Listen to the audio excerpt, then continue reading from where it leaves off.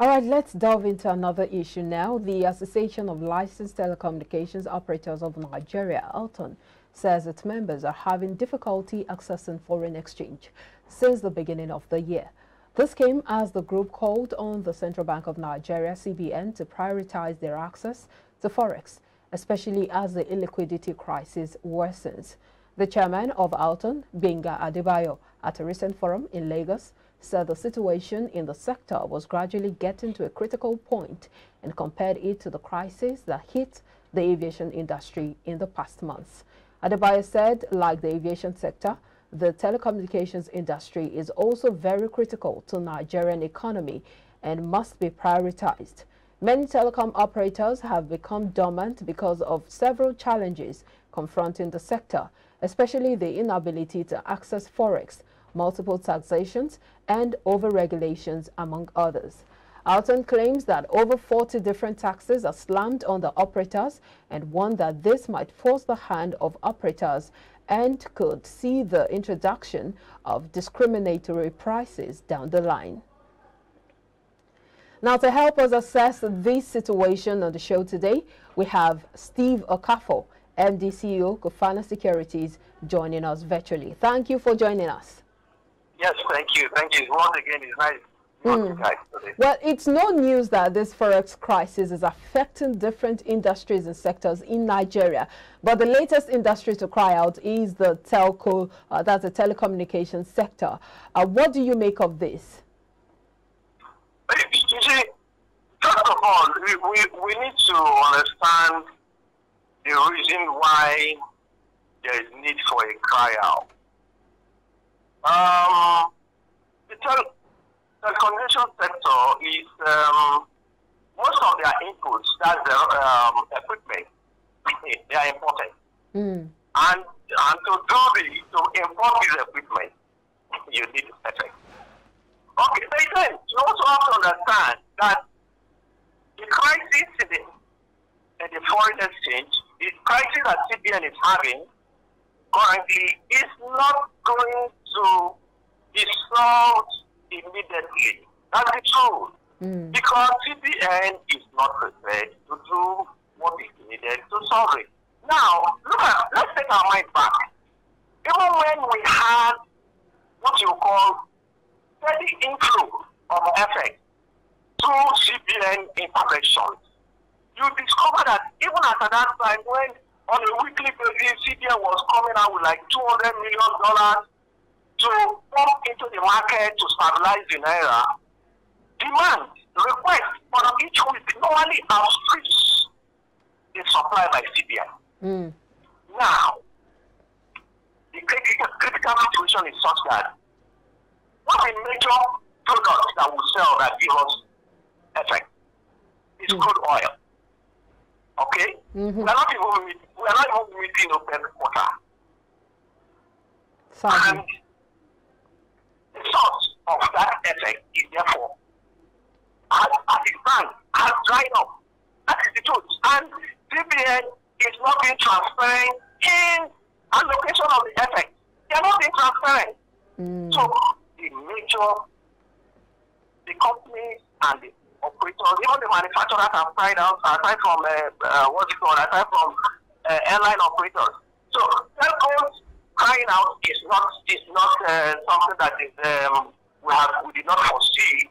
It's just that why they are crying out now is to let everybody know that look, in case anything goes wrong, we should know that they have cried out. Because at the time, they don't have effects to import the raw material, they don't have effects to import the equipment needed for their operations. And if you don't have enough equipment for operations, what do you expect?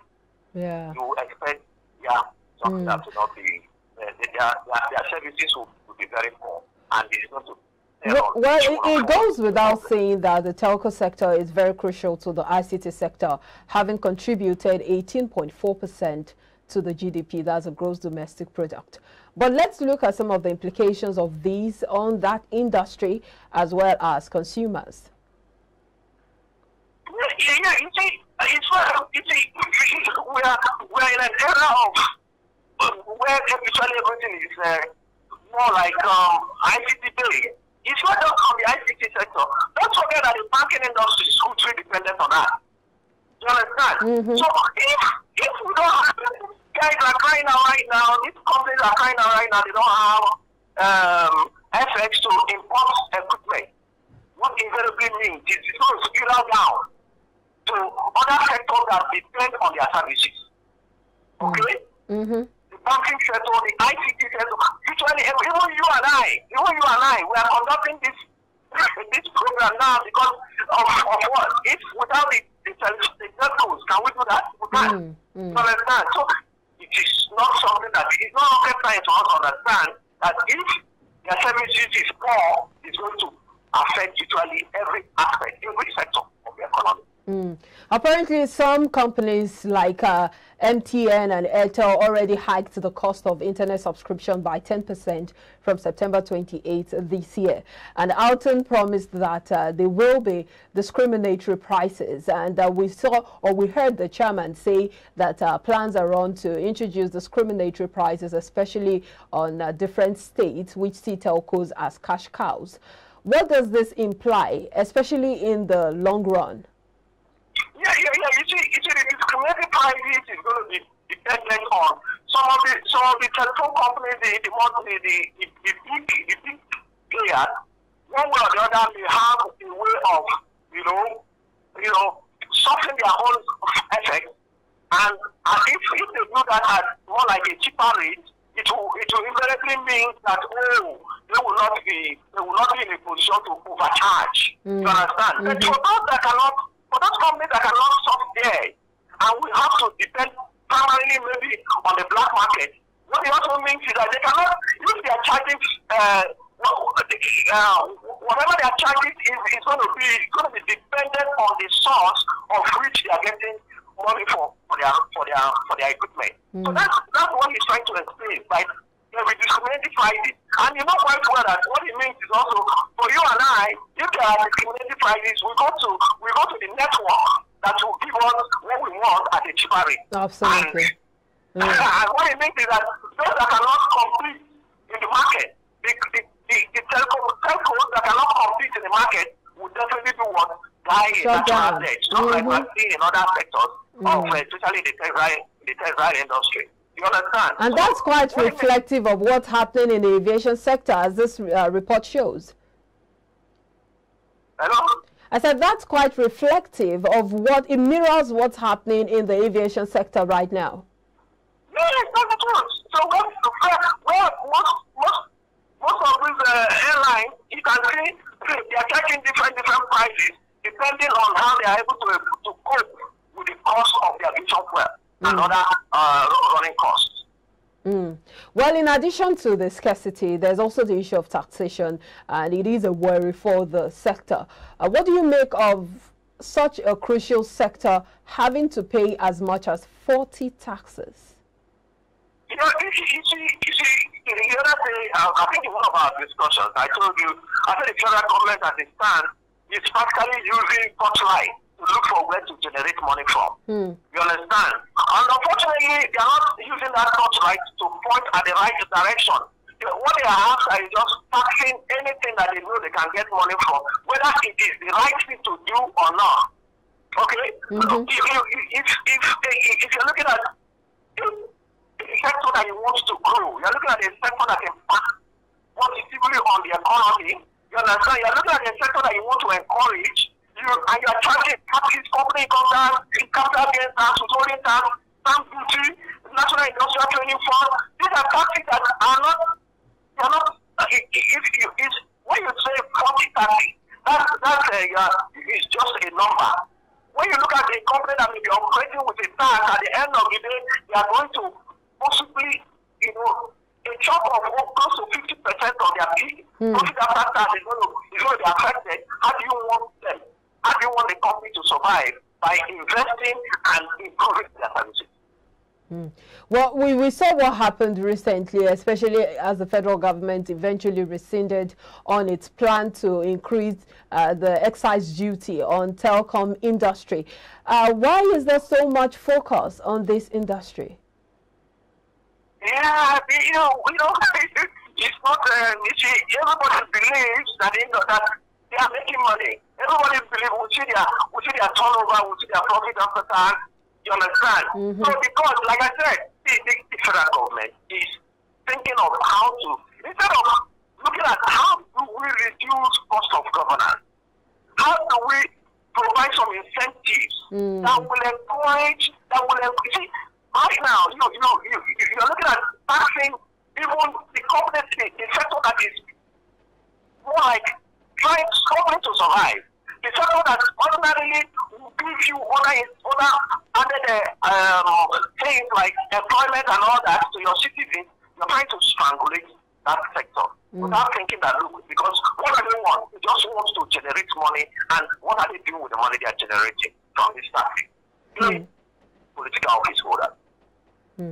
Well, we see that the gap between the official and parallel market exchange rate of the Naira widened the most in the past 6 years. We saw the largest widening last week, and demand for foreign currency continued to outstrip supply. What are the factors responsible for this? And then we need to also talk about how to tackle this. Look, in one of our programs, I mentioned that you cannot, if CBN does not take a stand, let's have a unified exchange rate. You and I, the government officials, the manufacturers, let's effect at one rate. It will remove speculation around today. What is killing the Nigerian FX market is there is a lot of round tripping. Now, CBN needs to be transparent.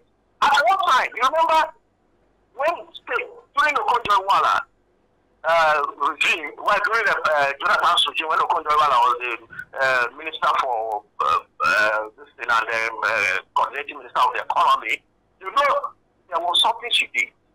States were always crying out of not receiving their allocations from back. When Okonjo-Iweala introduced something, each month they distribute money. They publish how much each state gets. It was then you and I knew most of the oil producing states how much they were getting. You understand? And that will not extent reduce to that angle of we did not get track allocation. Because you cannot claim, no state will claim not receiving track allocation when it has already been published. You understand? Are you not saying that the federal government is lying? That is it. Now, I stand.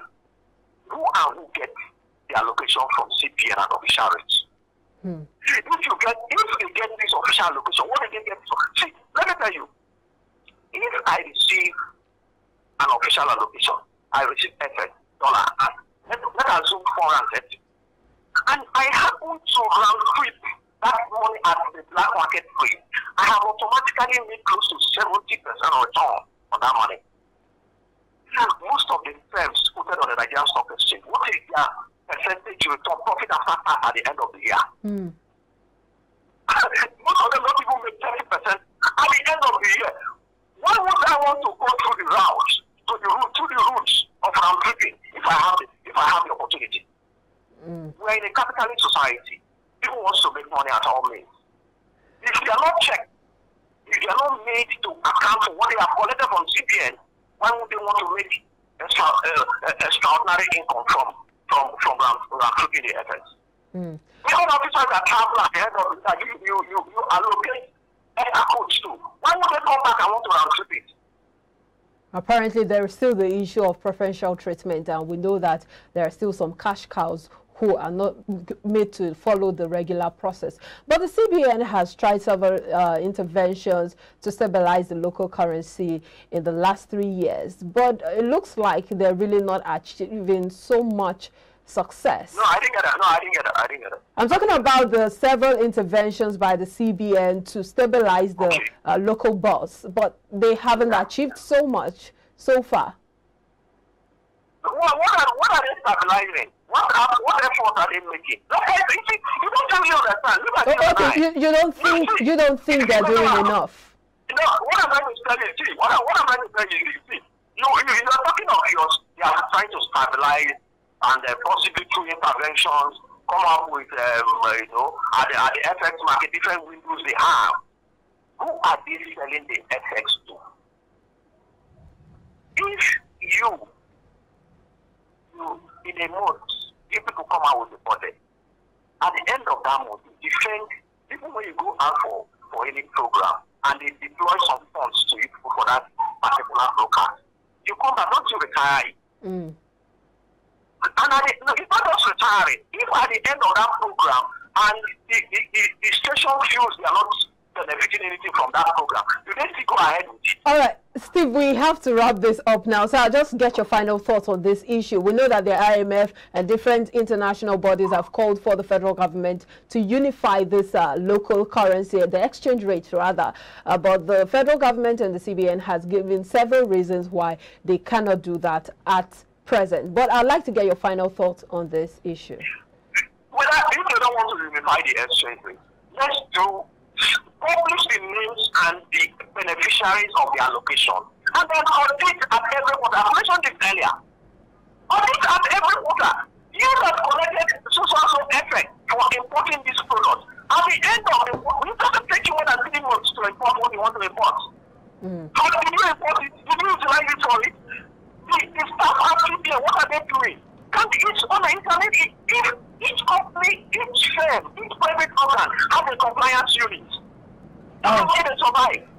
Let's collect publish the names of the people. If you don't want to publish the names of the beneficiaries, let at the end of each quarter, send out your staff.